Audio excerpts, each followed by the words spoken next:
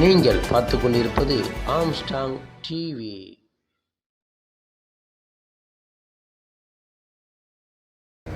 போட்ட அந்த ஜீவோவால நமது வாழ்க்கை கண்டிப்பாக ஊனத்தால் இருந்து போற நமது வாழ்க்கை ஒளியேறும்.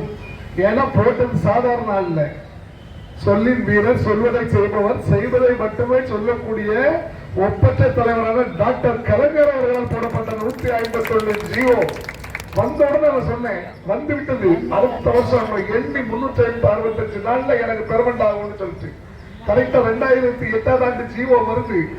2009 அப்பொழுது நமது கமிஷனராக இருந்த மீனாட்சி அம்மா நினைக்கிறேன், அவங்களும் சொல்றாங்க, மாற்றுத்திறனாளர் ஆணையர், மாற்றுத்திறனாளிகள் எந்தெந்த துறைகளில் பணிபுரியாதோ அவங்க அத்துணை பேர்களுக்கும் உடனடியாக பணியை நிரந்தரப்படுத்தும் பொழுது ஏதாவது தடைகள் ஏற்பட்டால் அந்த துறை தலைவர்கள் அதை வைத்துக் கொண்டு சும்மா இருக்கிறாங்க, நீங்களே உடனடியாக அந்த குறையை நிவர்த்தி பண்ணி போற்றுங்கன்னு சொன்னாங்க.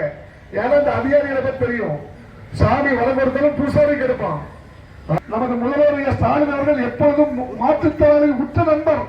அவர் ஒருபொழுதும் மாற்றுத்திறனாளிகளை வஞ்சிக்க வேண்டும் என்று நினைப்பவர் அல்ல. ஆனால் அங்கே இருக்கின்ற சில அதிகாரிகள் மற்றும் சில பேர்கள் 2009 இருந்து நான் 2 கையும் தரையில ஓடி தவழ்ந்து போகக்கூடிய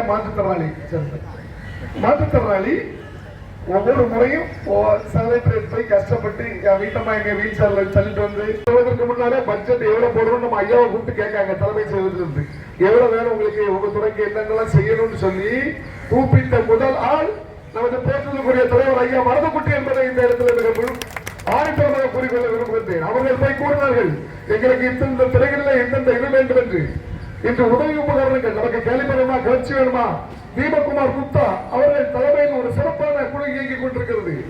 அவர்கள் உடனே உங்களுக்கு நமக்கு தேவையான கேலிபர், கைகள், கிளச்சஸ், பார்வையற்றோருக்கான அந்த காப்பு அத்துணை உபகரணங்கள் வாங்கி கொடுத்து கொண்டிருக்கிறார்கள். ஒவ்வொருவருக்கும் சுரேஷ் சார் சொன்ன மாதிரி ஒவ்வொரு டீம் போட்டு நம்ம ராணுவ கட்டுப்பாட்டில் நமது உதவிகரம் அது சிறப்பாக சென்று கொண்டிருக்கிறது.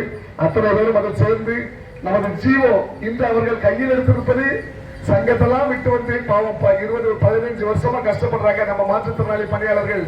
இவர்களுக்கு நாம் கை கொடுத்து இவர்களை முன்னேற்றி விட்டோம் என்றால் சமுதாயத்தில் இவர்கள் தனக்கு கீழுள்ள மாற்றுத்திறனாளிகளுக்கு உதவி செய்வார்கள் என்ற நல்ல இடத்தில் இன்று நமக்காக போராடி உள்ளவர்கள்.